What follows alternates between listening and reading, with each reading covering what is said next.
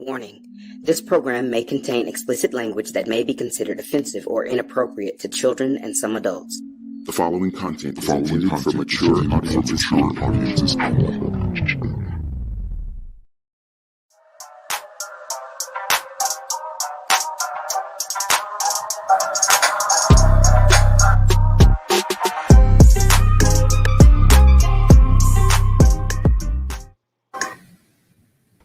Hello. Welcome to Sip and Kiki. So a few announcements before we get started. So we're kicking off Woe Nelly Media's 24-hour live stream fundraiser.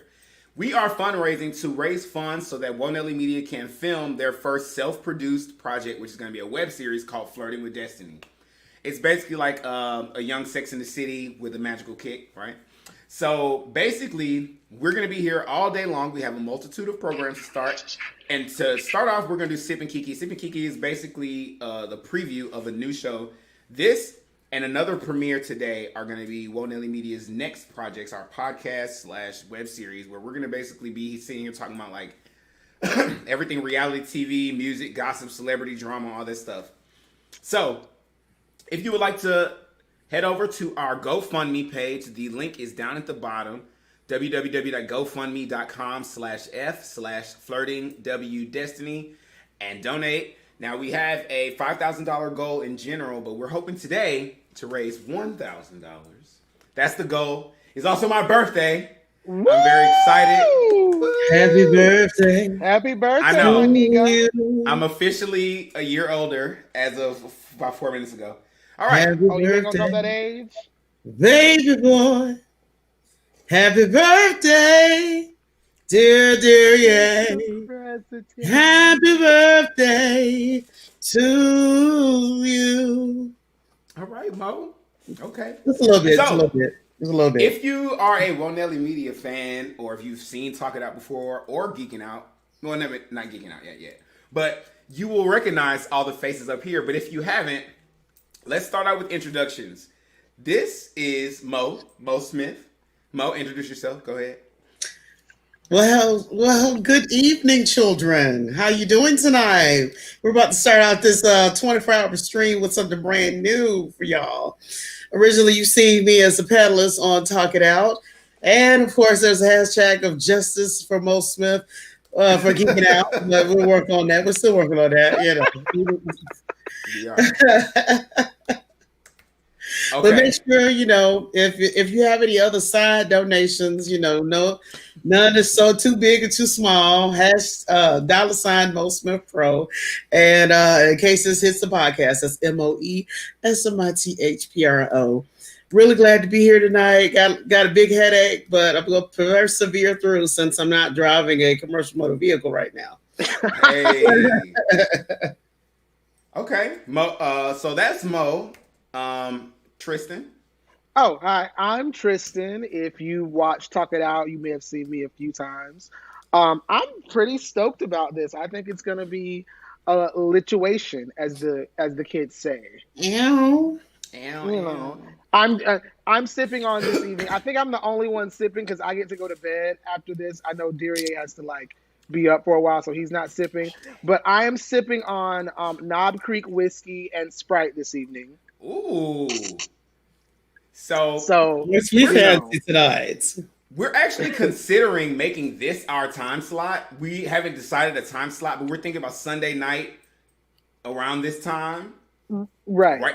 Well, I think Sunday maybe 11. Do you think 11 will work? 11 or 12, but I don't know. We have to see what... I have to go to work in the morning. Thank you, Brittany. Thank you for donating. Thank you, Brittany. You may have been the first person to donate, so thank you so much. I really appreciate it. Woo woo! Yeah. Thank you, Carice.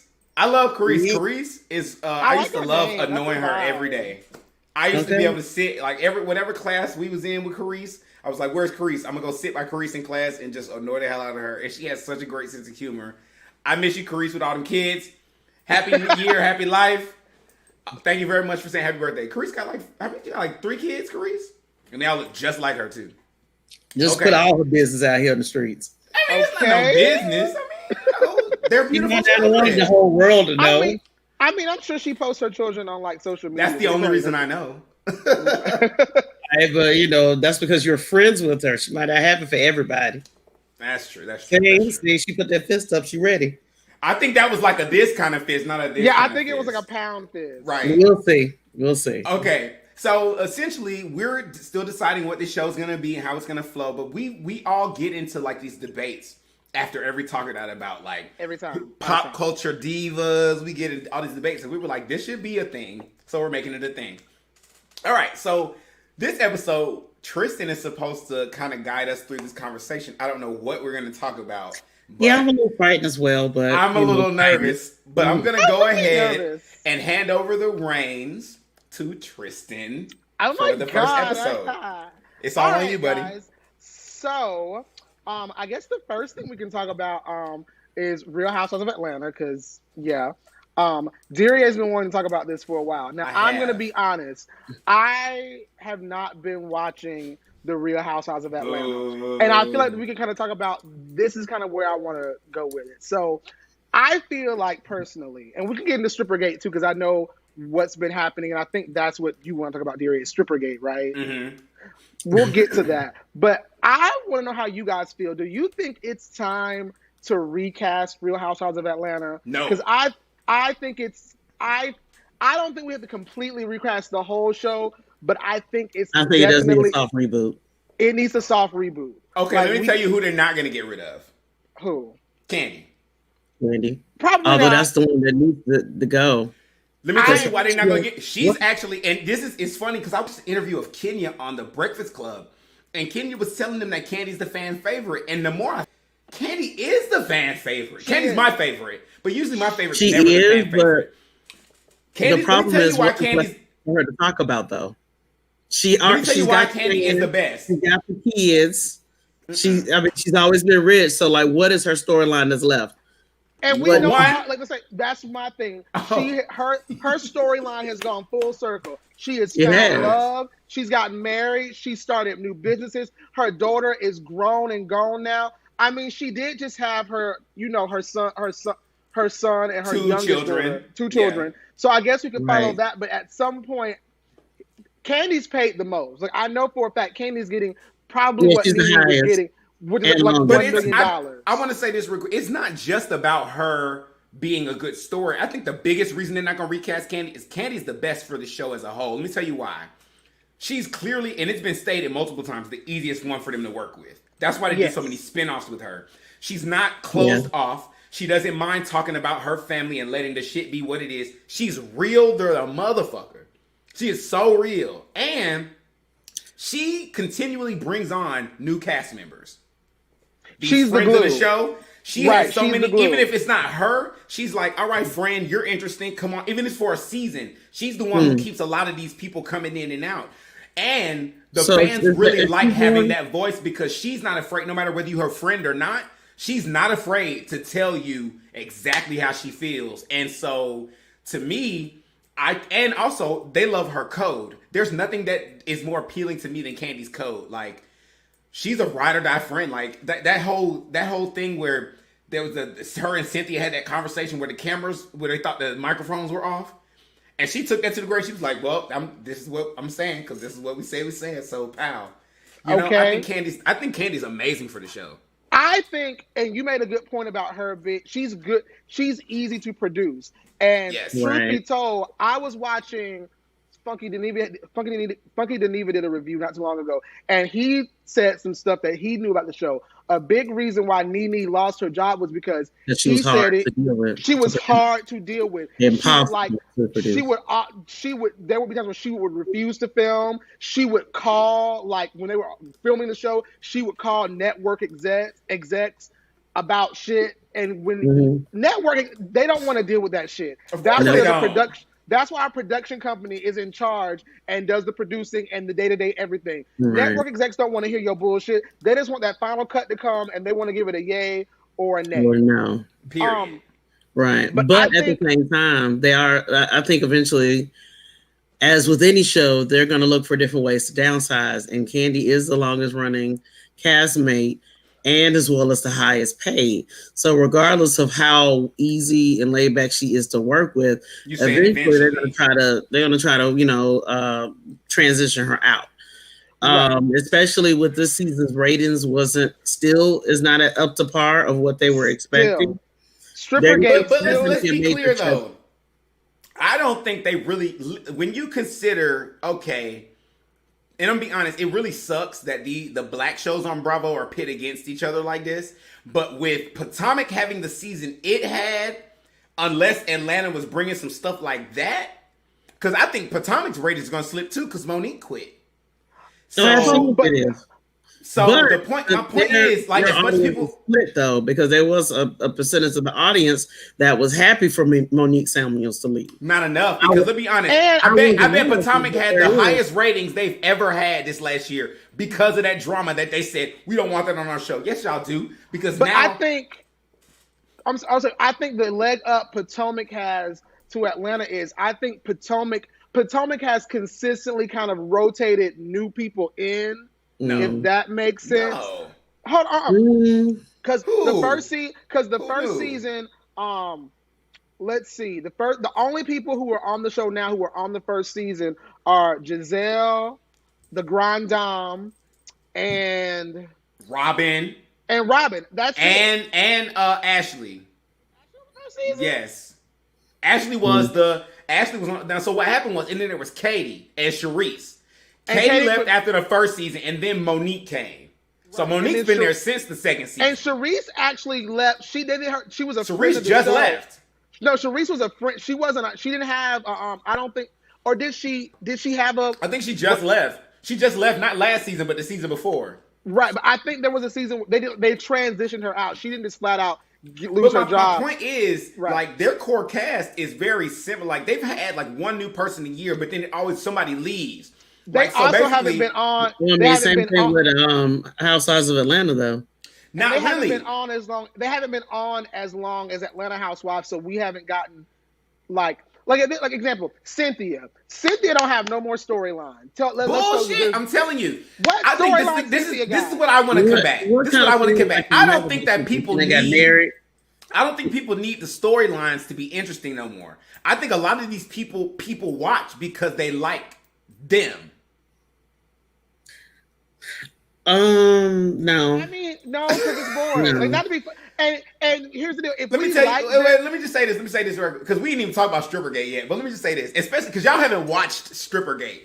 How it's manifesting is, and it's not just Real Housewives. It's all of these shows like Love and Hip Hop, Family Reunion, Real Housewives of Atlanta, Basketball Wives. All of these shows that center mostly black people who always are fighting. The storyline right now for all of those shows is let's get along. Period.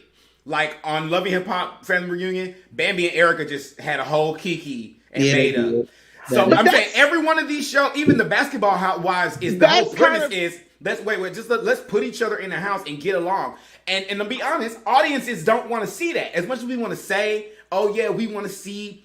We don't. I'm tired of black people fighting. No, we want to see. We don't watch TV to watch motherfuckers get along. Like, yes, I love black people getting along too, but not on my reality TV. On my reality TV. Here's the thing: the Real World, the original Real World, they had a reunion that's on Paramount Plus, and their tagline is that they're still not polite. Like, there's scenes of them arguing amongst each other. So of course that's human nature. We love the drama. Yes. However, people get sick of seeing the same people in the same damn drama, having the same arguments over and over again. You're gonna have to come up with something fresh. And to segue into Strippergate, that's why I think Strippergate still makes Atlanta stale, because I don't want to. Kenya and Portia are having the same fight they've been having for like 3 seasons now. So let's talk about Strippergate. Let's talk about Strippergate. Okay, so can I explain Strippergate? Please, since I saw this is your team. This is your. I watched the episode. Thank you, Liz. Thank you, Liz. I just want to say I did watch the Strippergate. I watched. But you didn't see the whole episode. First of all, this season they've added. This is what I actually really like about this season. They've, at least so far in the season, because the whole trip to South Carolina has taken like 5 episodes at this point. Jesus. They've really shown that it's more interesting having an ensemble cast, because usually you have a very short, 5 or 6 ladies. They've got like 10 ladies on this trip, and they've all got confessionals. Marlo got a confessional. Shamia got a confessional. Tanya had a confessional for a hot second, but she left. Well, let me say, so Strippergate. Okay, so essentially, all of these women took a COVID, they got tested and they went to South Carolina. Now, I have to give you some backstory. Kenya planned the trip. Now, Kenya's going through a lot. Kenya is going through a divorce. And as she's going through this divorce, her husband's not very present. He's in a whole nother state. So she's basically a single mother. But she's also been depressed because of being alone for the pandemic. So she's gained a lot of weight. Her mental state is just really frustrating. Did you say depressed? So she wants to have this trip, right? So she plans this trip, but then she starts off on some Kenya. Because while she's planning the trip, she makes a private jet arrangement for her. And then all the other ladies, she puts them on a bus. That takes them twice as long. Right, that takes them twice as long to get there. The bus didn't have no air conditioner. And then on top of that, she brought her child. Now, Kenya has a child, a newborn baby, but Candy has 2 infants. Well, he's not an infant, he's a toddler. Candy has a toddler and an infant. Portia has an infant. Drew Sidora has an infant. Shamia has an infant as well. So when they found out, they all felt like, we don't care that you brought your daughter, but if you could bring your daughter and have her in a separate house, why didn't you open that and extend that option to us? Can we pause right here real quick? Because I just want to comment. I'm sorry. Like, it just seems wildly inappropriate for you. Because this was let's be clear, you guys. This was supposed to be like a bachelorette weekend. They didn't know that. No. That's not what happened. That wasn't the setup? Part. No, the setup was a girls' trip. And then when Candy and Todd were packing for the trip, he told Candy, I love this scene. He told Candy that she looked Megan Thee Stallion thick. And then basically started talking about him throwing a bachelor party for Mike and how wild it was going to be. And then he was like, you know what? Y'all should do the same for Cynthia. And then Candy was like, that's actually a great idea. So it was Candy's idea. It was just a girl's trip. In what place is it appropriate? Like, children don't go on in my world, you don't bring children on girls' trips or those kinds of trips where it's going to be adults doing adult things. That's not for children. And but that wasn't part of the plan.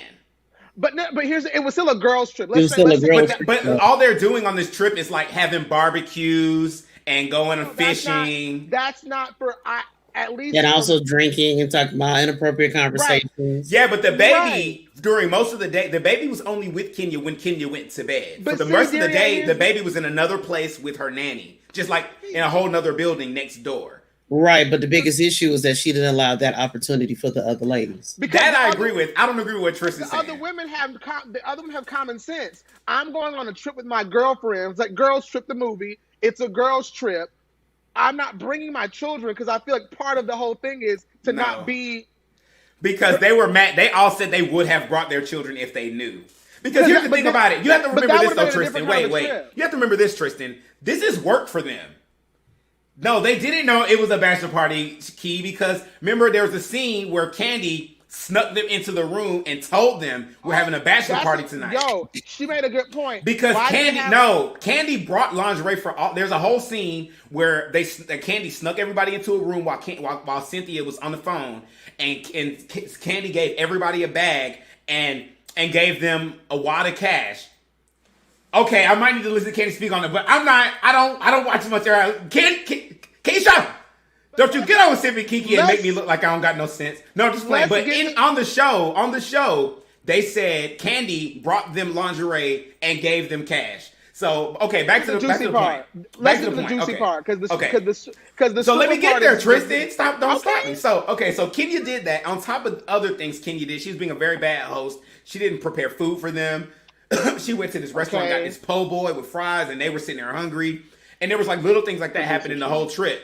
So finally there was a blow up where Kenya was basically well, it's not fair because I'm a single mother, and I feel like y'all aren't helping me. I had no choice but to bring my baby. And y'all can be the village for me, because she said she's never left her baby with anyone else overnight, not even her husband.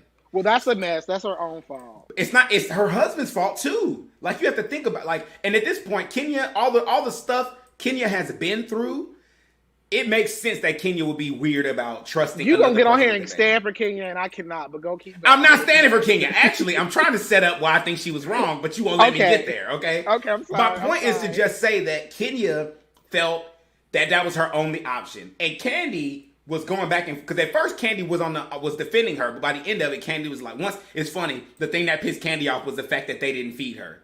That's what Candy got mad. Because you know how Candy is about her food. Anyway, but anyway, all that said and done, Candy decides to plan this bachelorette party, which it's debated whether it was planned or not. But all I know is on the show, Candy snuck them in the room, told them her plan, gave them each a bag with lingerie in it that was supposed to fit them. If it was planned and staged, whatever. But as far as they presented to us, it wasn't. So that's what they do. But either way. So then they go have this dinner where there's a little Portia-Kenya fight. But this fight was heavily a Kenya fight.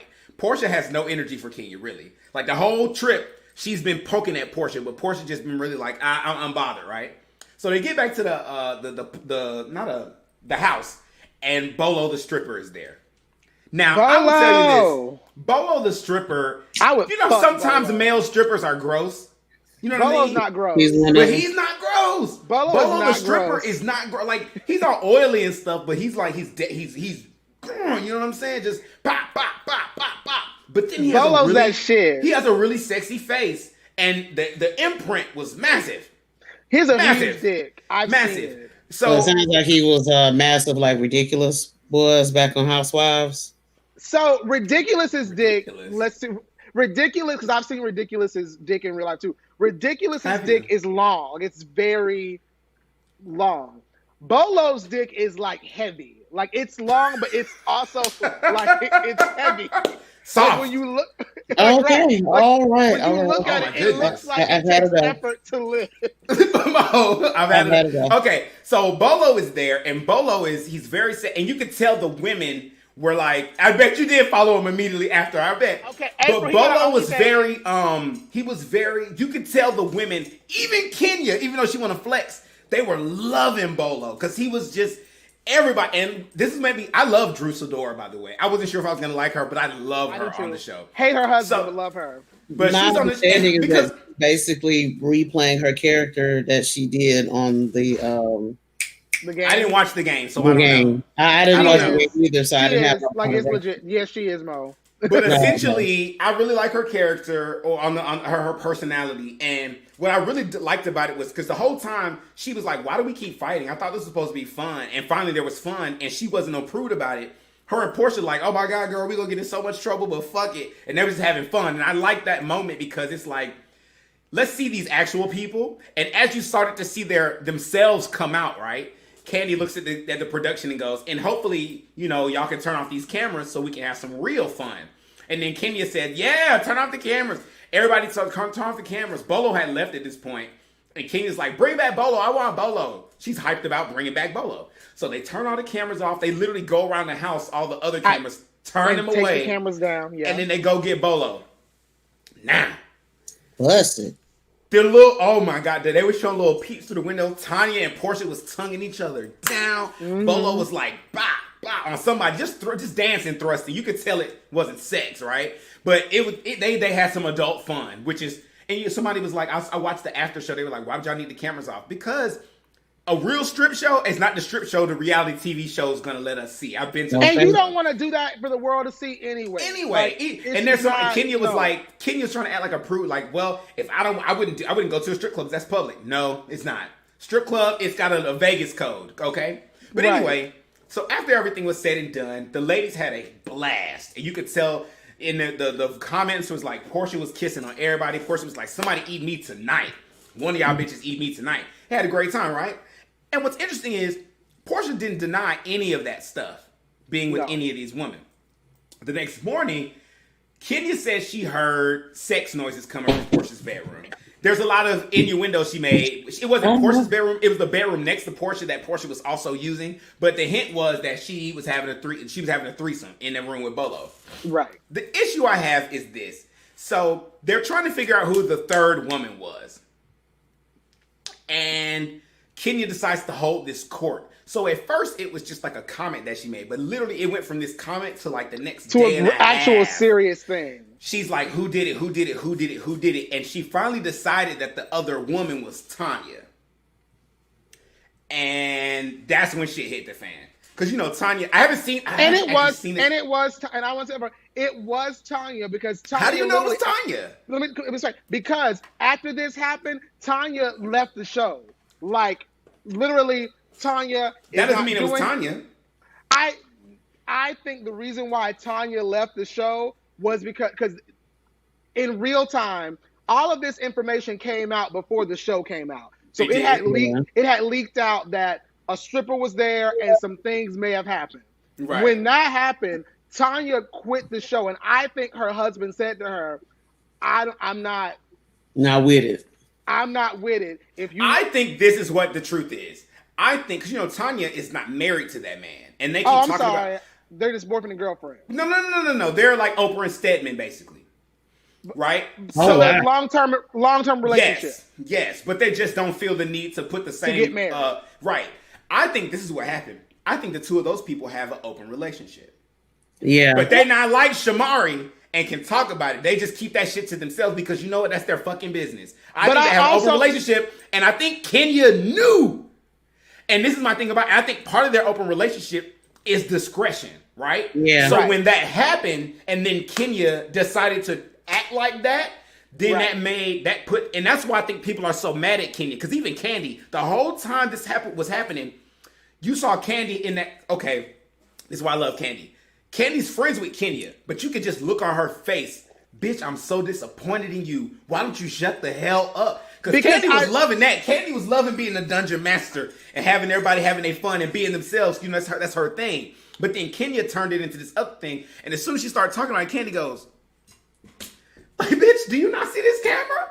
And because I think there's not unwritten rule, but I think when you're actually friends with people and you shoot a reality show, I think there's a level of, we know that we're going to talk about certain things on camera and certain things are for the show. And then certain things are not for the show. And I think that when the part happened that was off camera, I think the agreement amongst everyone was, this is us in real life being real friends. This is not for the show. And Kenya wrote that.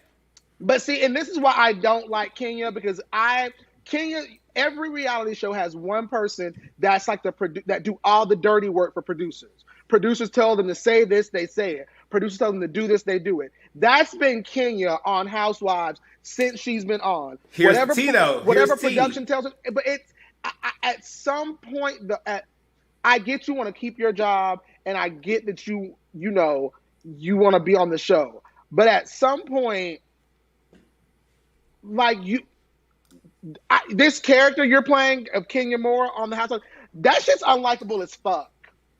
It's gonna affect you in real life, getting work, being around people, etc. This is where I have to debate that a little bit. So I was watching, what's her name? Claudia Jordan on her show with TGI. And she was saying that she wishes, I don't know if she said she wishes, but she said that when she was on the show, they tried to do that to her, and she tried everything she could to fight that, and that's why she wasn't asked back. She said Kenya is smart because Kenya knows how to secure the bag.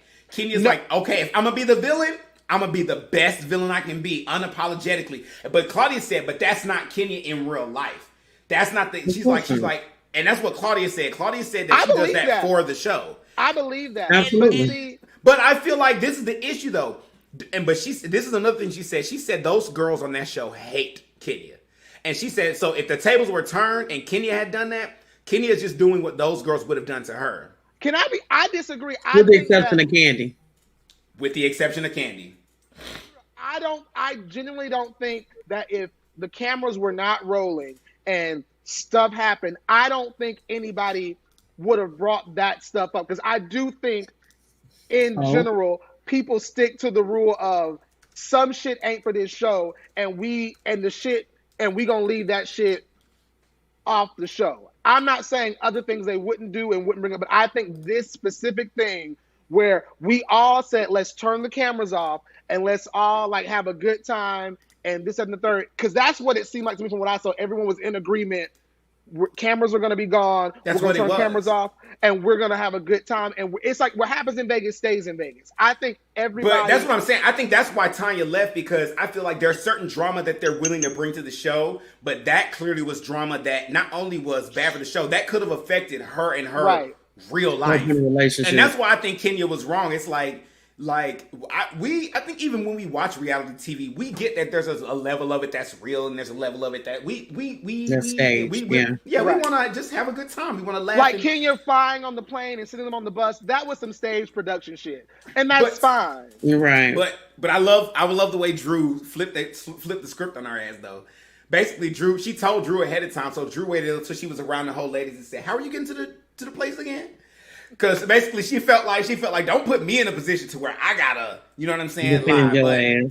Right. But I do think Kenya was absolutely wrong, because I feel like, first of all, I think that in her efforts to bash Portia, who literally has because even when Portia said collateral damage. Yeah, and what sucks is Portia did not give two shits. Portia was like, "What?" She said, "I did give that." a fuck.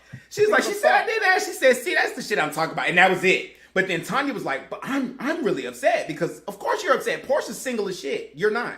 I think Kenya was even mad because I think it bothers Kenya. I think it bothers Kenya that Portia is just so damn unbothered. Like, I think it irks her soul to the core that. I think it irks Kenya's core to her core that Portia don't give a fuck. And I also think that Kenya is mad at her life in general, because I think Kenya is mad about her marriage not working.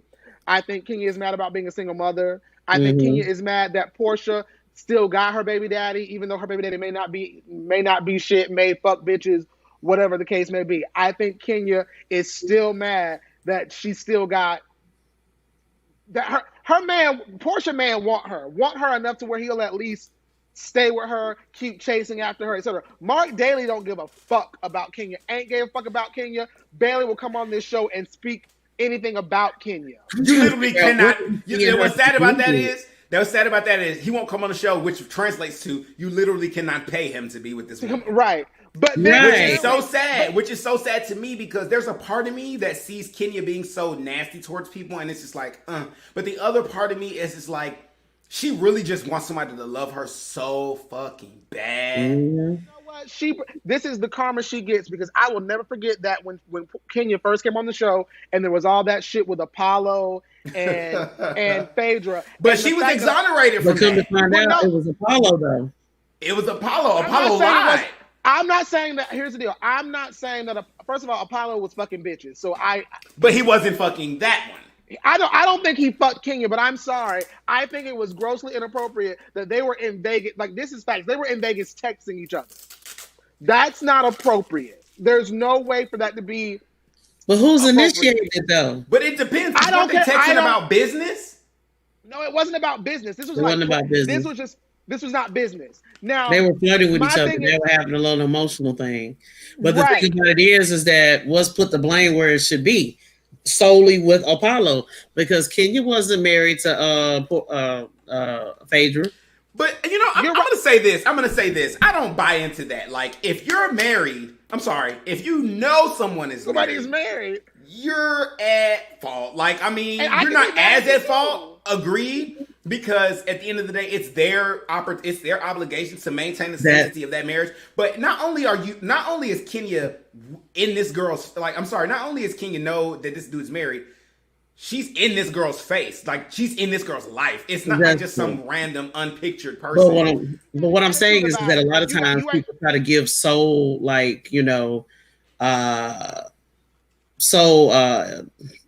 like, forgive me, that is always the woman's fault. And it's like, no, let's keep with the fault where it should be appropriate, which is with Apollo. Because Apollo shouldn't have been initiating that shit from the beginning.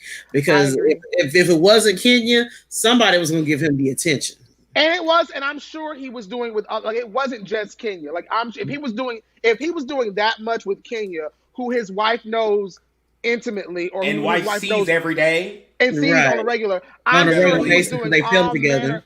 And the people in Atlanta say he used to live at the strip club. Like the people say he used to be in the strip club all the time. And I didn't realize it really goes down in the strip club all the time.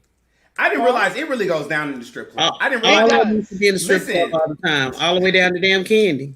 Listen, as a younger person, I always thought strip clubs were just, I don't know why. Like I was just like, okay, you're going there and see some titties real quick, I didn't really get that what a lap dance. You been in it? No, I said as a younger person, right? And then I grew up a little bit and I understood. Like it went from me thinking that strip clubs were purely just pole dances, right? To then realizing that, oh no, the girls do, and I'm talking about just women's strip club, and you talk about the dudes, yeah, but the girls do actually give lap dances. Okay, a lap dance and a little, and then I realized they actually got full frontal nude and would like show you and play, and I was like, whoa. Depending on the state. Bro, when the first time I went to a strip club, okay, it was. I went with these dudes were like, you can go to the strip club. I went to the strip club. It was an all ladies strip club. Oh my God, I lost so much money not lost, but I gave away so much money that night. You paid somebody's tuition. Just off the strength of like, yes, what else will you do? What else will you do? But our point is like, it really goes down in the strip club. So when people would say in the past, oh, they're always in the strip club, that never made it, I didn't care, but I get it now. But like, I feel like as a married person, if you're always in a strip club with your partner, that's one thing. That's different. But if you're by yourself, why? Like during the day, like you're not just going to the strip club at night. Like you're at the strip club at like 5 PM. That's to me. But okay, so you know what, April? You go to your room. You go to your room. Go to your room, April. On that note, so the other thing I wanted to ask you guys about is it's not a specific thing. It's just something that I've kind of noticed on social media lately. So, I don't know if y'all followed the like Danny Lee, the baby, and the baby mama drama. And then like I just noticed that one song. The yellow bone that is trash. It was terrible. That was so trash. The song wasn't even good. It was a snippet of the song, and she got dogged because number one, it was trash. What? Like, sorry, but it's just like when Monique came out with her diss song for Candace. At least that was a bop, okay? At least it was like a bop. Drag. And you're actually like established artist with a record deal, and you can't make a bop diss song. Boo, try again. No, it wasn't a good song. Okay. That's what got me. It wasn't a good song. She should have took it easy. But something that bothers me in general about hip hop culture, or like maybe not even hip hop, but just social media culture, is so many girls who have careers are just they put so much energy into some rap dude like being their man and be wanting him to post them like with Danny Lee. She made that song after the baby started posting her on his Instagram page. Danny Lee, like she made that song. Danny Lay, excuse me. Mm-hmm. I don't know. Have it right like with Mo. You have to have it. No, I'm just saying. He said it on her Instagram, and I was like, okay, girl. But if Danny Lay put as much effort into her career as she did into the baby one to post her on social media, she might be further than where she is.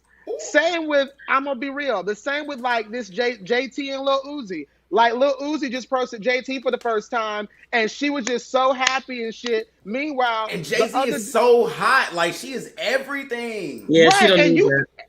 You don't need that energy on you, sis. And then the same day that happened, this girl that I guess Lil Uzi been fucking posted screenshots where Lil Uzi was like dogging JT. Like was saying, I don't even like that bitch. I'm paraphrasing. Y'all can go find the actual text messages. Damn shame. So my thing is, I am disturbed. It makes me sad that so many girls just seek.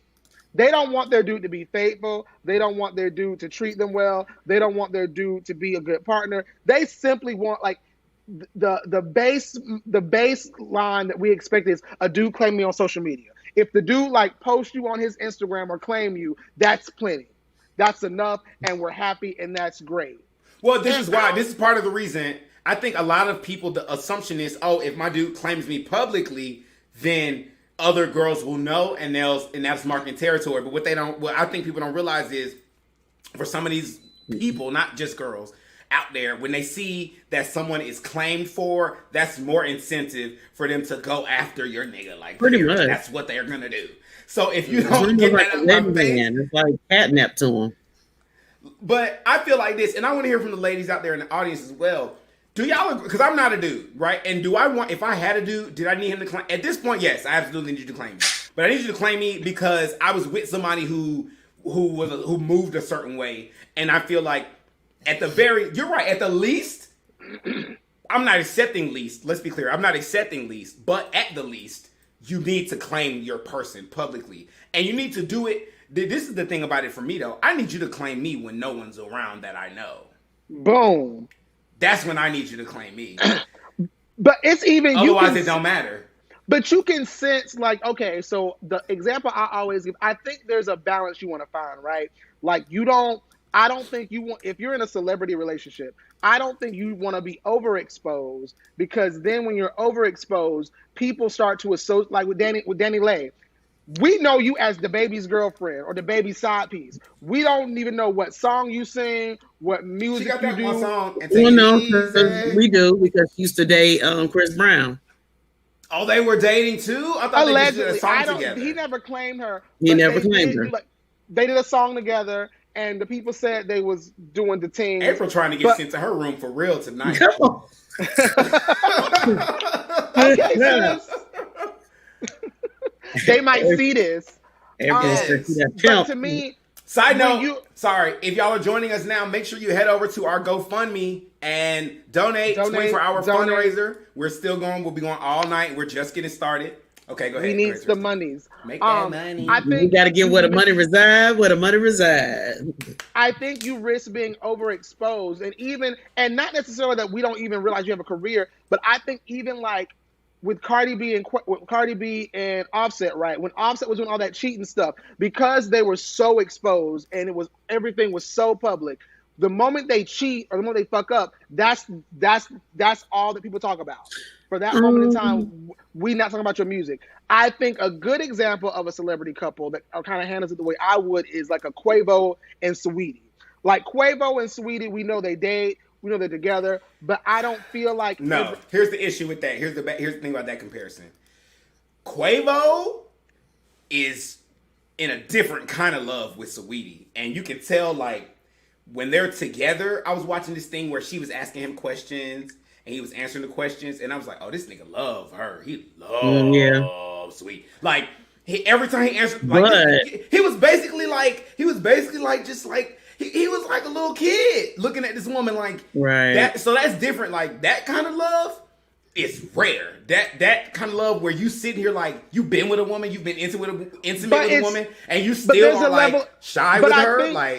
But I think because they're really in love, but there's no pretense. There's authentic. It's authentic. I feel like when people shit ain't authentic, because your nigga don't like you, because he don't really love you, you be like, I need you to post me so it looks or appears real. Does that make sense? It's almost I get it, but I don't think that's what's happening. But I think going back to your original example with Offset and Cardi, I think Offset loves her. Yet at the same time, I think he also got caught up in the lifestyle. You know, the big booty hoes, the cars, the rocks, and all that kind of stuff. And I think once COVID hit, when that money started getting funny, that change started to get strange. I think after that last time he got caught, he was like, I might want to, make better decisions because it's damn sure cheaper to keep her. Talk about it, okay? So yeah, but I want to say something. The original example though, Danny Lay, Yellow Bone. Yeah. Okay. So first of all, I have a huge problem with that.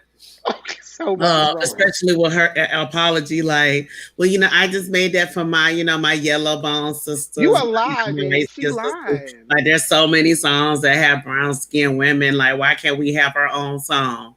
But the song about brown skinned women is also about you. Never mind. Okay, so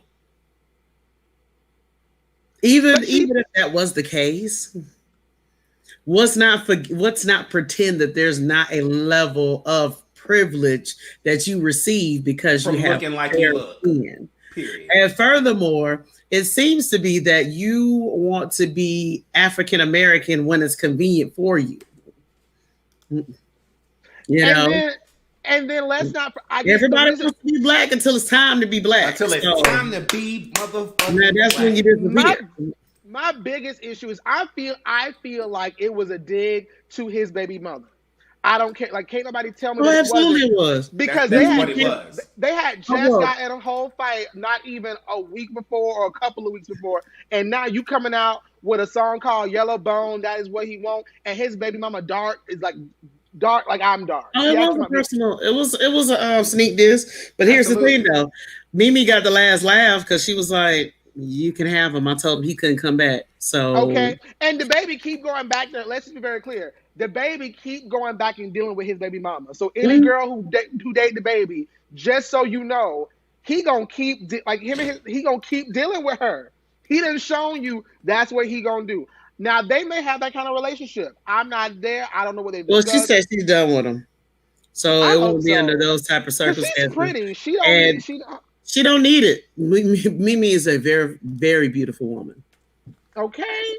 Very beautiful. So I don't know what this woman looks like. You need to look it up because compared to Danny Day, there's a reason why they put her with what's that thing? Woodstock from the Peanuts? Yeah. They always like do that. And on that note, I'm gonna go to my room. Wait, who ate in love, April? Who ate in love? I think you're talking about Offset. I think you're talking about Quavo for real. But I feel like this. I would say this though. I think when you talk about like Quavo and Sweetie and Offset and Cardi, I'm not saying that Offset's not in love with Cardi. I'm saying that the way Quavo is about Sweetie is very.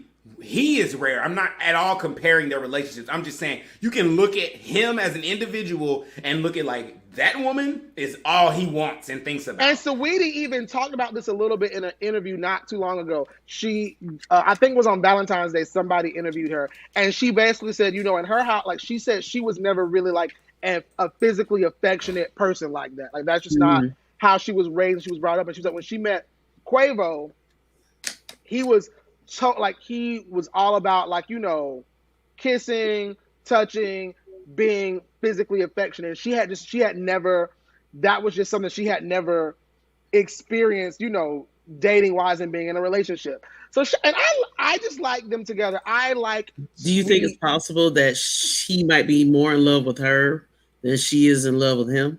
I think that's very possible. I think it's very possible. That's always possible. However, I would say this.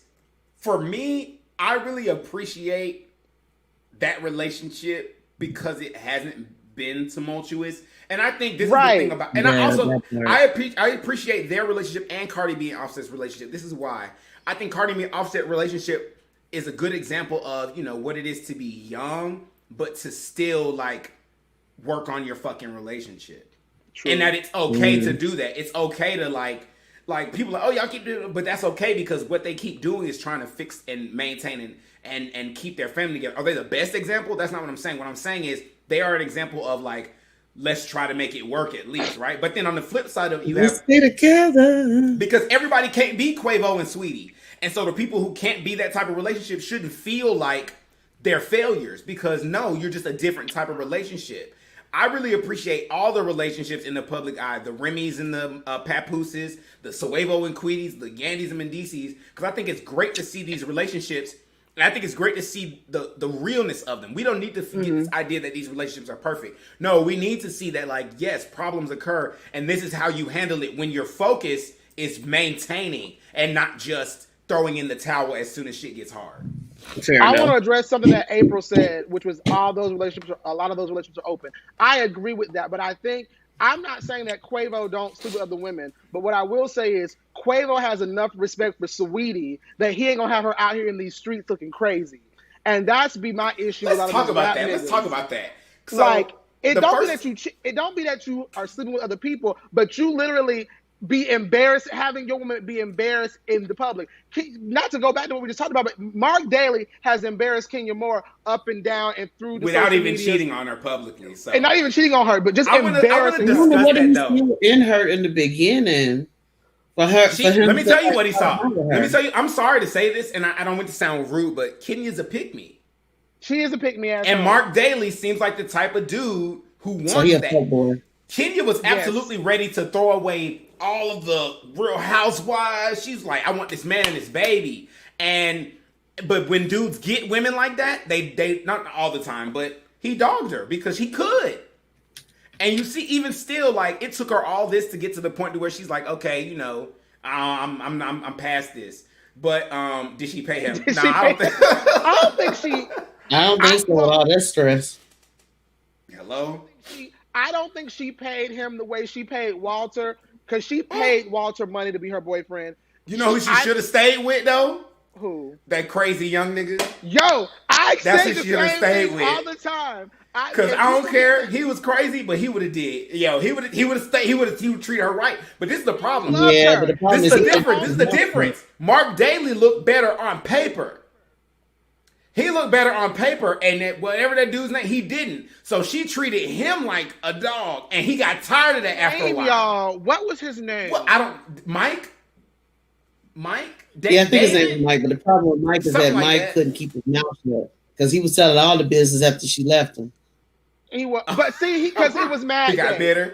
He was bitter. Yeah, he got bitter. Because I think he genuinely loved her, and I will say this: I think that he genuinely loved her. I think Kenya. I don't think Kenya loved him for real. I think she liked having a boyfriend on TV. I don't think she wanted to like live a life. And she clearly liked the dick. She liked the dick. He was clearly putting it down, bro. He was clearly putting it down. And I think when she realized she didn't want to be with him anymore, I think she was very cool with using him. Because the last season that he was on the show, I think... Hey, Pills. What's up? In Ibiza. I took a pill in Ibiza. Sorry. I think the last season he was on the show, they gave him a bad edit. They tried to make him look like he beat women and was violent. I don't think he beat women. I think they did have that one fight, and he did like bust out her window or like break something. But I'm gonna be real. That shit happens sometimes in relationships. It shouldn't happen frequently, and it shouldn't be the regular course of action. But I've known people to be in relationships. What relationships you've been in that's regular? I said wait. Can I say something really quick? No, I actually want to talk because you said something earlier about not having your partner out here. It shouldn't be regular, but sometimes shit like that can one-offs do happen. Does that make sense? Let me say something. So I feel like earlier you said dudes be out here and they be having their person look all this kind of way. First of all, I have multiple feelings. Because the first time I heard that was this girl on Basketball Wives, I think it was Brittany. And she basically said, somebody's like, do you think your man cheats? And she basically said something like, I don't know if he cheats, but I better not find out that he's cheating, is what she said. And people dogged her for it. I get what she's saying. It's like at the end of the day, I don't know, because I'm not everywhere with this person, and I'm trusting this person to do this, but they better maneuver in a way that is never brought to my doorstep. Because once it is, we have a different set of issues. Now, me as someone who was cheated on for multiple years in an open relationship, managed to do that. Wait a minute, how you cheated on in an open relationship? Well, okay, so basically we got together, and then about 3 months after we got together, I've never told this story on national internet. About 3 months after we got together, now, when we got together, sex immediately, right? Which is common. So we were together for about 3 months, and then he tells me he's a top. Well, that ain't gonna work. And I was like, news to me. So I was like, okay. Wait, hold on. Y'all had sex immediately, but he's a top?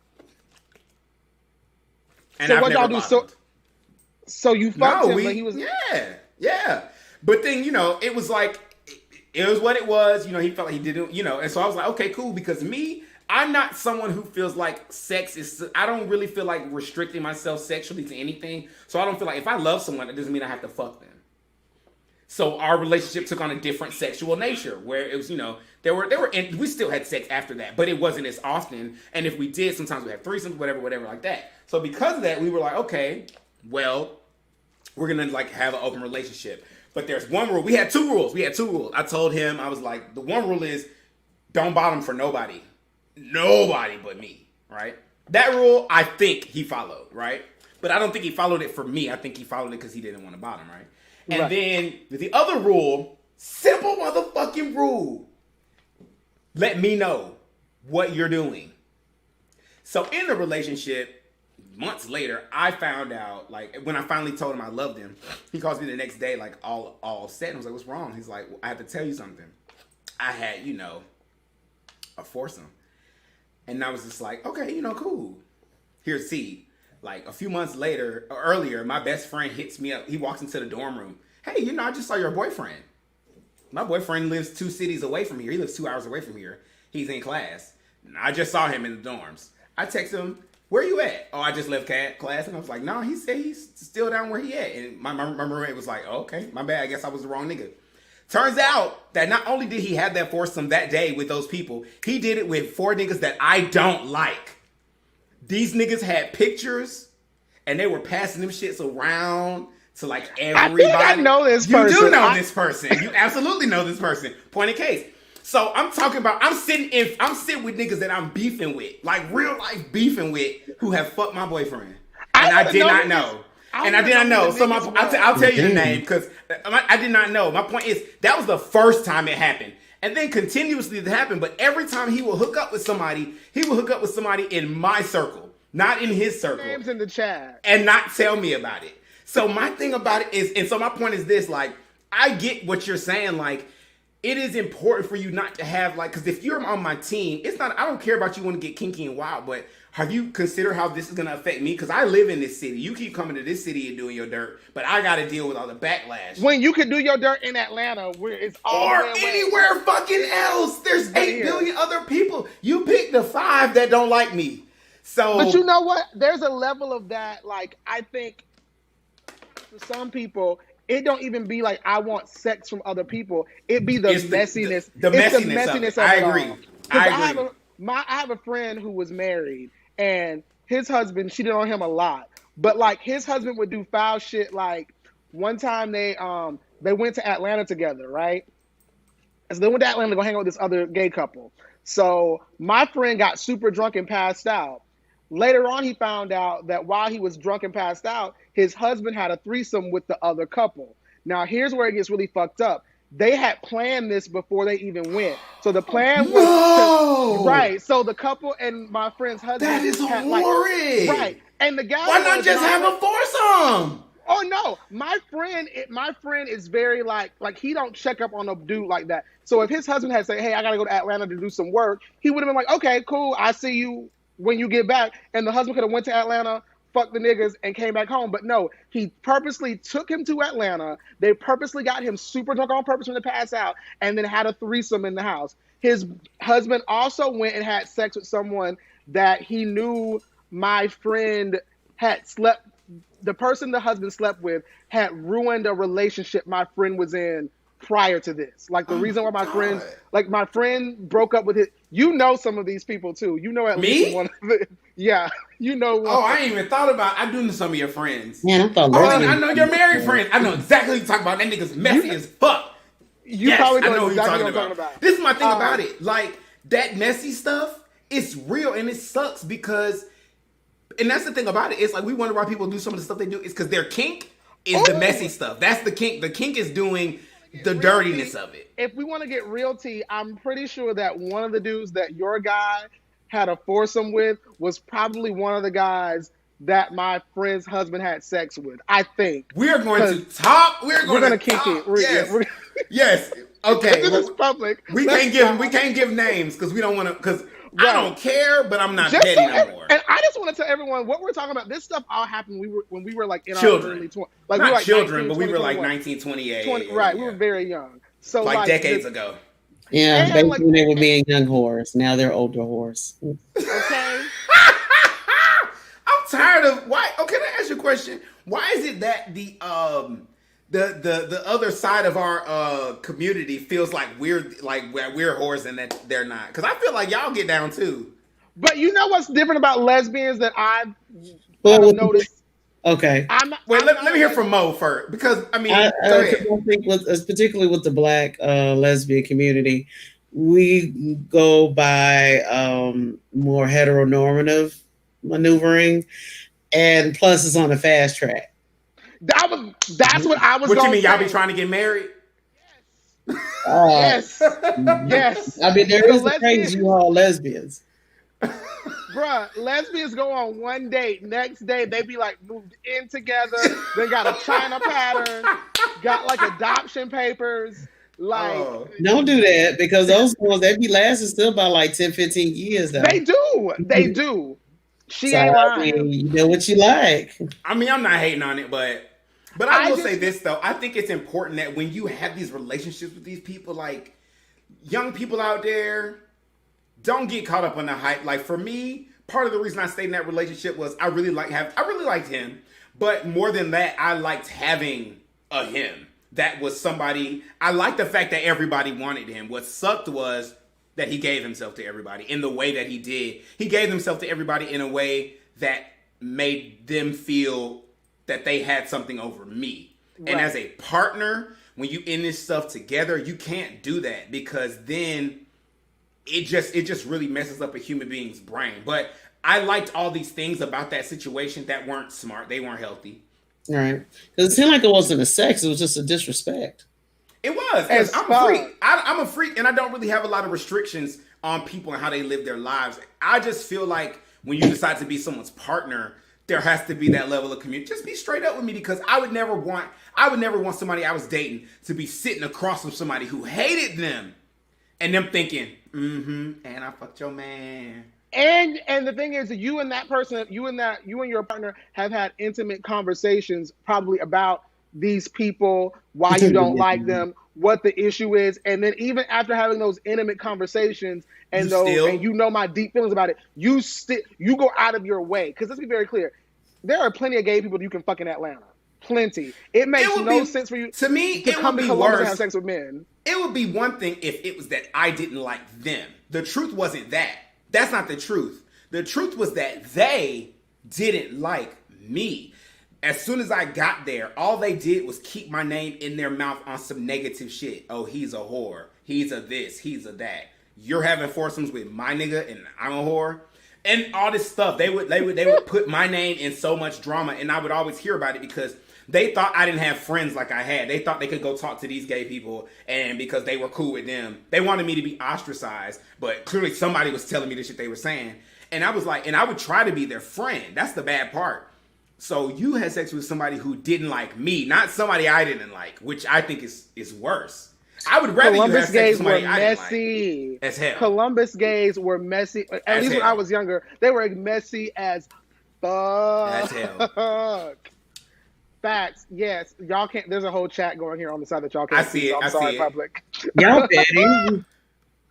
Okay, April is yes, April. I didn't even see this. She's trying to come out the room. Okay, you can come out the room. All right, so one last topic, because I know we got to wrap up sooner than later. We got about 15 minutes. Right. Yeah. So I wanted to get you guys' thought on the Andre Leon Talley situation. So I don't know if you guys have heard. Andre Leon Talley, who was made Jennifer Hudson wear that ugly ass bolo to the Oscars. You stupid. I'm still Andre Leon Talley was one of for like 25 years, like the creative director or fashion editor for Vogue. Mm-hmm. Some like it's Anna Wintour and then like Andre Leon Talley, like he's usually at Vogue. So recently he was being sued by what's the name? Let me get my left together. Basically, Andre Leon Talley did not have good enough credit to purchase a home. So these two designers essentially purchased the home for him, and he was supposed to like pay them. It was a rent type of situation, but he wasn't paying. But now they filed like an eviction on him because they said that he hadn't been paying. He says that he actually did pay the house off and that they should give him the deed. Now here's my thing, or kind of where I am with it. Andre Leon Talley, for however many years, has been a chief editor at Vogue. He sat front row at all the fashion shows. He's made careers. Bro, what did you do with your money? I was gonna say, because that don't mean he spent his money and budgeted his money well. Which reminds me, we're having a budgeting seminar later on today called First Time Financial, which will be Woe Nelly Media's our other premiere. But yeah, I think that's the thing about it. You have to think about it, especially him being black, and I doubt he comes from generational wealth, which is another reality. Another reality show moment that I really love is Toya Bush Harris and her husband when they went through that tax stuff, because they made a comment that was really poignant. They said, "We're first generation out of the hood. Nobody ever taught us how to manage money." Maybe he never. Sometimes when you get new money, you don't have people around here being like, "This is what you need to do." You have people going, "Yes, go to this party, pay for this, pay for that." So, but also on top of that, we don't know how much he was making compared to his colleagues. Boom. Because and plus, living the lifestyle and, being in New York, there's a certain standard that they expect you to be at. So you have all these things going, all at the same time. But I agree, and I'll grant you guys that.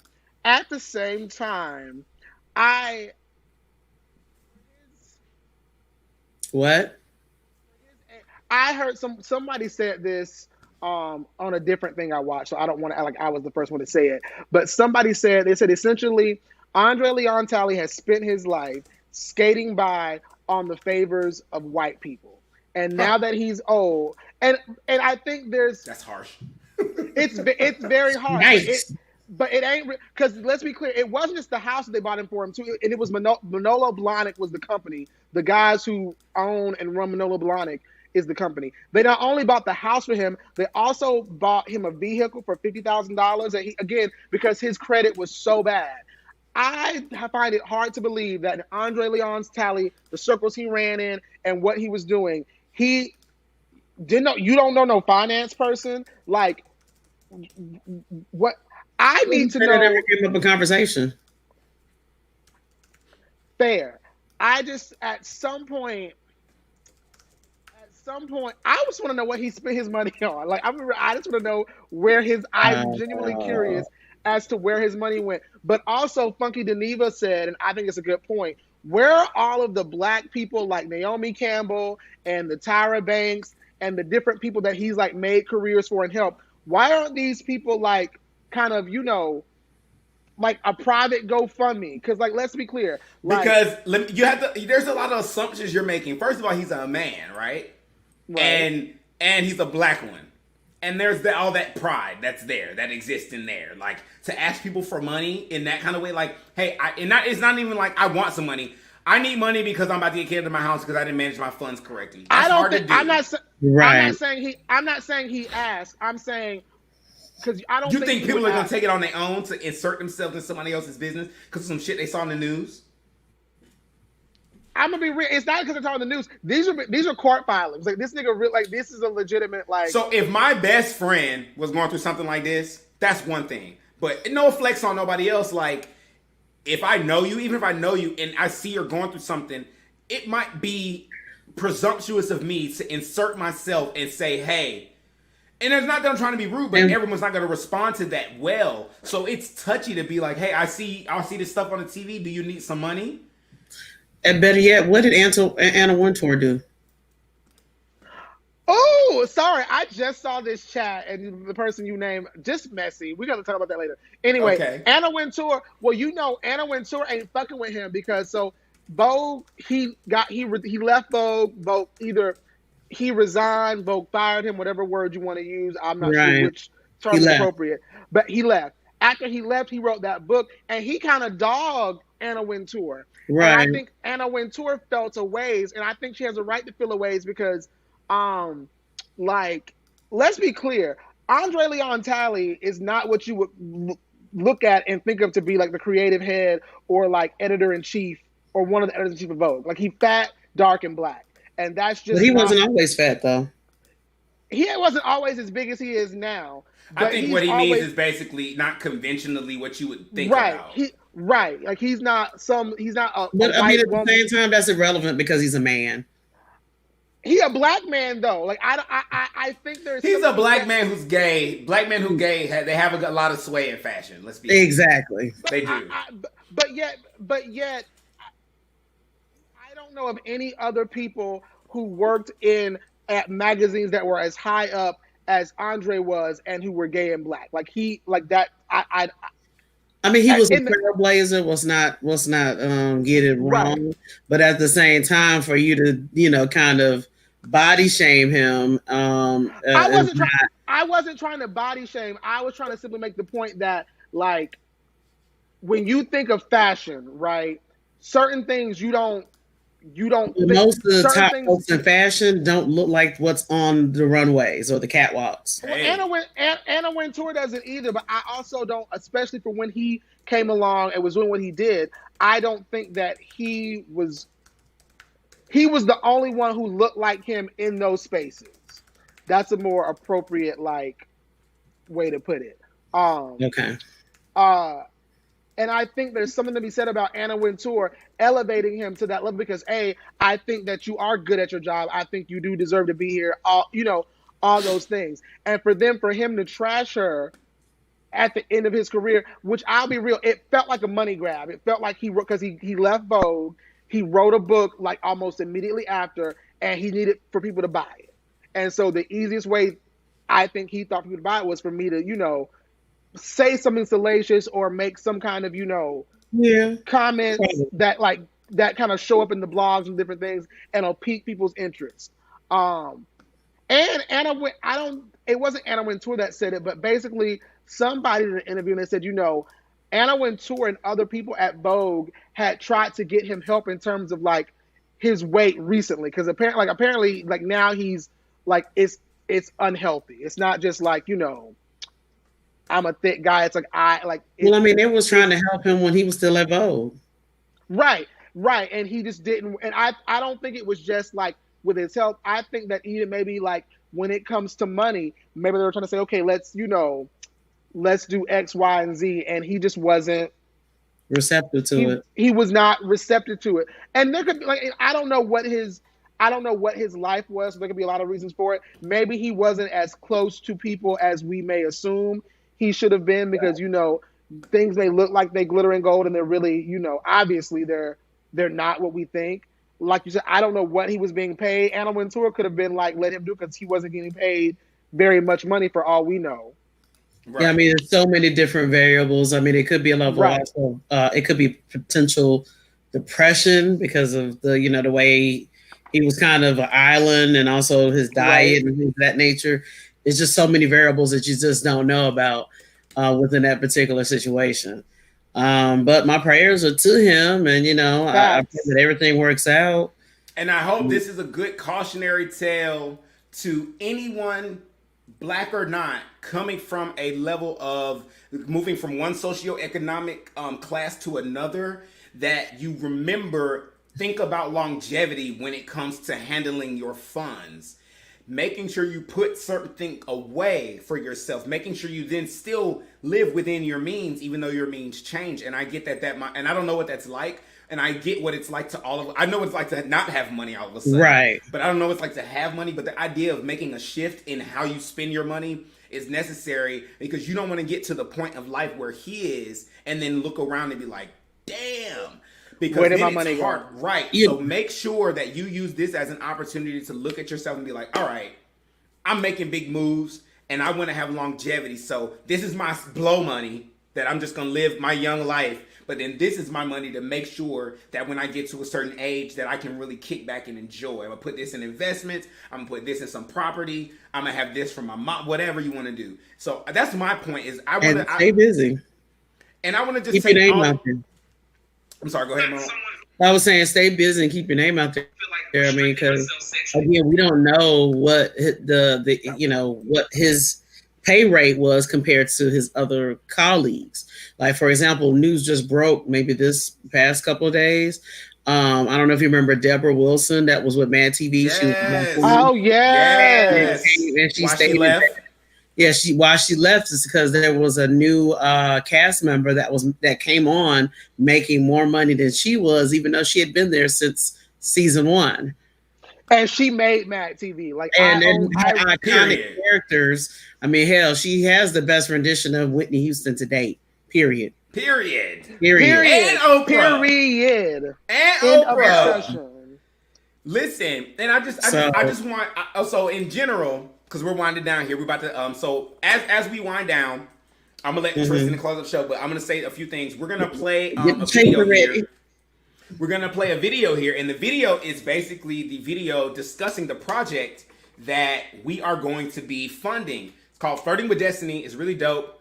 It's about a big part of this project is about creating narratives for people like me, nerds, that have people that look like me and us. Because you have a lot of nerds that look like the people right in front of you who love that genre, but we're so often not represented. So this is a work, instead of waiting for somebody else to make it, we want to make this kind of stuff for ourselves. We want to make the content that we want to see. That's why we're doing Geeking Out. That's why we do Talk It Out. That's why we do Sipping Kiki. That's why we're doing all the stuff we do, because we live in a world today where we can make this stuff happen for ourselves. And everybody who's watching, the people who've already donated, we've already had some donations, and we're trying to hit $1,000 today.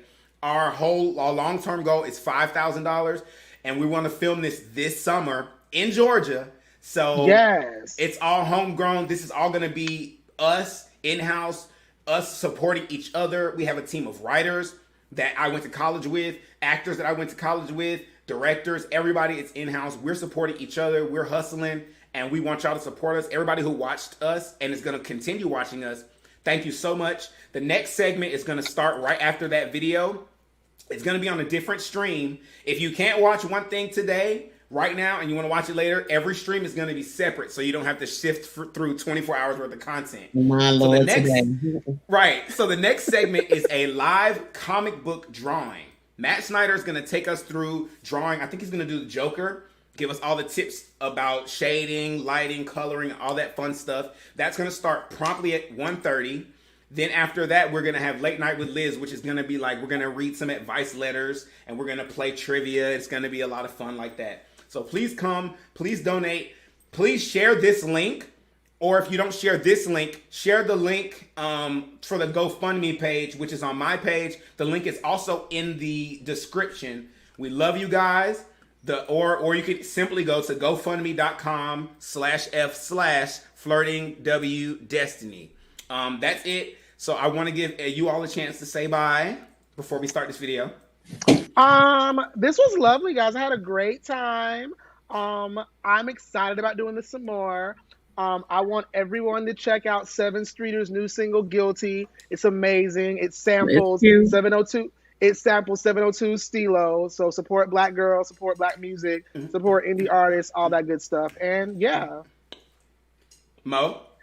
All right. So for any stray dollars you don't have for the 24-hour stream, make sure you use $sign Moesmithpro. That's MOESMITHPR. Cash app.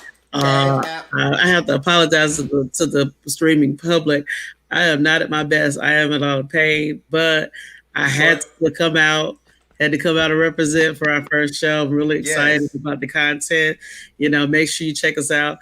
I'm hoping, fingers crossed, it'll be Sundays at 8 p.m. But we'll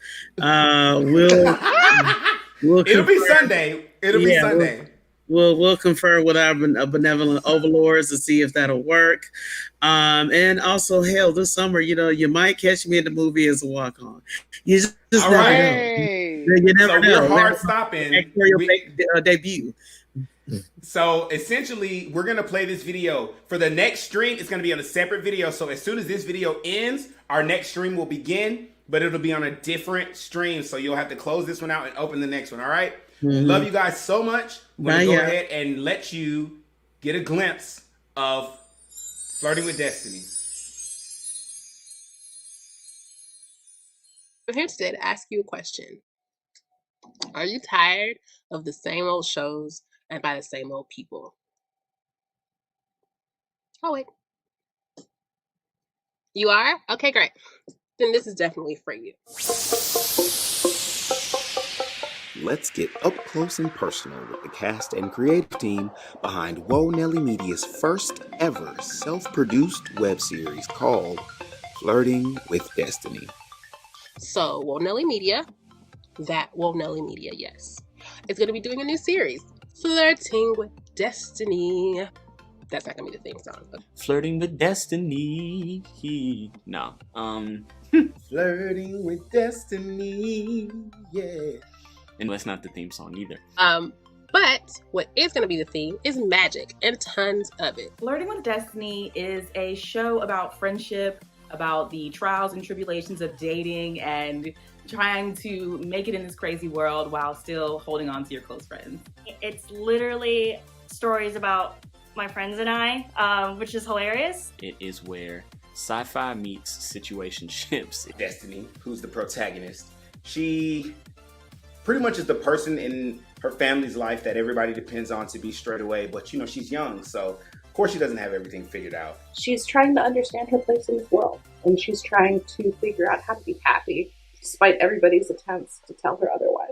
My character is Destiny. She really is this confident woman who just keeps getting thrown these different hurdles, and she's hilarious in the way that she thinks and handles these situations. As much as she tries to juggle everything, things spiral out of control. Be it her brother who's imprisoned, an ex who screwed her over, or even her roommate who's trying to leave her in the dust. Essentially, she goes to her aunt, Portia, and she talks to her about all these things going on in life, and Portia gives her a gift. And this gift changes Destiny's life. The magic in relationships meet. Now, we know there's magic in relationships, but that's a whole nother story. Destiny will be living her day-to-day life as magic invades her space and decides to take over her, pretty much normal world. There are also her two best friends, Quanisha and Michelle.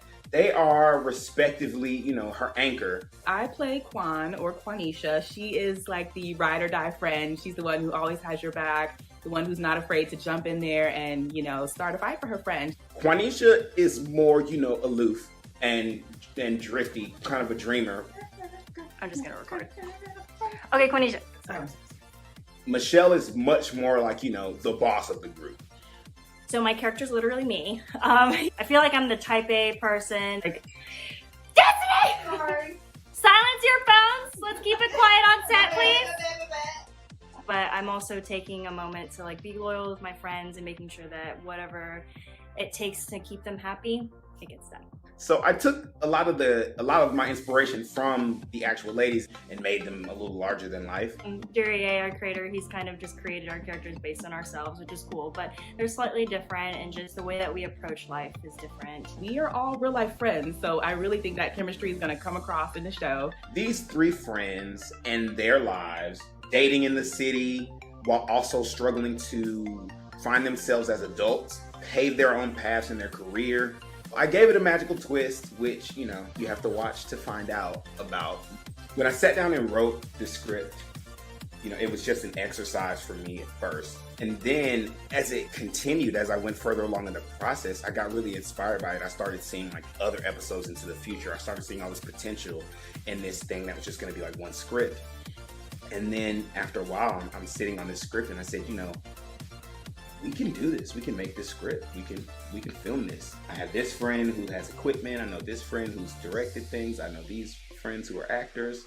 And it just, after a while, it just started to make sense.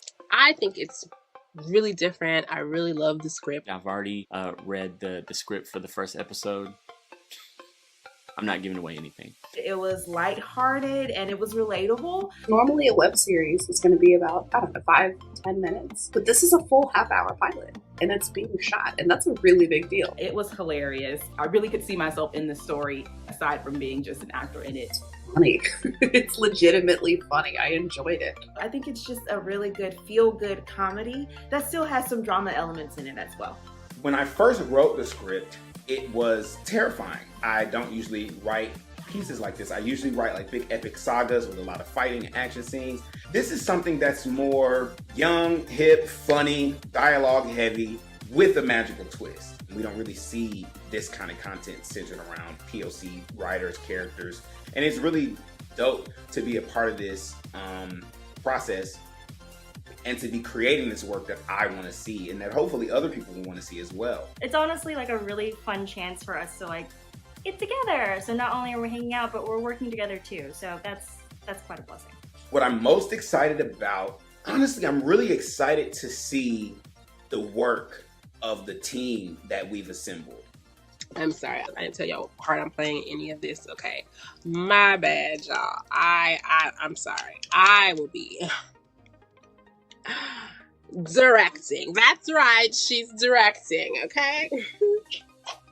I'm just kidding. Currently in grad school for TV writing, and this is a fun opportunity to kind of take what I've learned and transfer it over to somebody else's inspirational work. I am the DP on the project, the director of photography, and I'm excited to get this out to you guys. It'll just be interesting to see how all of our talents mesh and how we work together. And I think in a very, very positive way, we'll challenge each other in a way that'll make us bring out the best in each other. I'm really excited to be a part of Woe Nelly Media's very first self-produced project. I'm so excited to be on board. Like, I think it's such a big step for a production company, especially a newer one, to produce your own project. I'm all about, creating your own content, and if it can be based loosely on things that actually happen to you, awesome. That's where these stories come from. I think we'll all learn a lot while working with each other, and I think it'll be an absolute blast. And there was fear, that voice in your head that's like, oh no, it's too big of a project, and it won't be good enough, and all that other stuff. And then after a while, you realize that voice is never gonna go away. Never gonna go away. It's only gonna get louder if you feed into it, The only way to push past that is to literally just push past it. Everybody had to take a first step. Some of the people who inspire me are Quentin Tarantino, Spike Lee, Tyler Perry. They put a lot of value in their own beliefs and they put their own efforts behind it. And of course, there are people that came to support them, their friends and family. I couldn't do any of this without my friends and family. And that's what Flirting with Destiny did for me in writing that and realizing this is a thing I want to do. And this is just the first in many projects that we've discussed. So if you're a sci-fi fan, this show will definitely be up your alley. But we need just a little bit of help from you guys. What would the world be without art? We're all sitting here in quarantine. We all want something and need something to look forward to, something to enjoy, something to be a part of. And this is something that you could be a part of. You could help make this a reality. And why wouldn't you want to support that? It's also Black and Asian females in this story. So finally we have some more colored people coming up in narratives. Let's support that. People should support because you should support artists. It's far too frequent that people have ideas and they want to do something productive with them, but they're told that because you're not a big deal, you're not worth it. And I'm a big believer that mindset should change. I think that we all should pay it forward, especially people that came from the arts. We should be supporting each other. It has so much heart, and a lot of the people in the process have been working so hard, and I think a lot of people will be able to relate to the message of the first episode and the series to come. So I hope that you support us, that you'll help us raise this money so that we can pay for things like camera equipment, sound equipment, paying extras, paying actors, editing, special effects. There's a little special effects in there, The money will go towards things like that. And of course, all the unforeseeable things that will happen between now and us actually filming. We're looking for donations. We're looking for support. We're looking for love.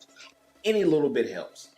Any little bit helps, and any little bit is appreciated because your hard-earned money, we're not taking that lightly. We need your support, whether that's financially, whether that's sharing the news of the project to get it out to people. It means a lot for you to give at all, because you don't have to. And eventually, we will be presenting to you Woe Nelly Media's very first self-produced project, a web series called Flirting with Destiny.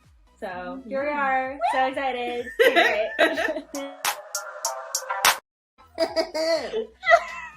I feel like I've told y'all everything I want y'all to know. Give me some money.